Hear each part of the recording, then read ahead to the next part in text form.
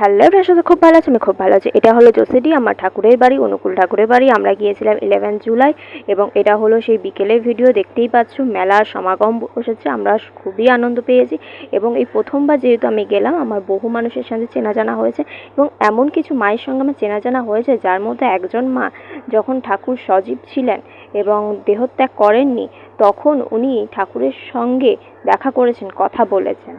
ভাবতে পারছো সেই মানুষের সঙ্গে আমার দেখা হয়েছে, সেই মানুষের সঙ্গে আমি এখনও কন্ট্যাক্ট রেখেছি, আমাদের এখনও কথা হয়।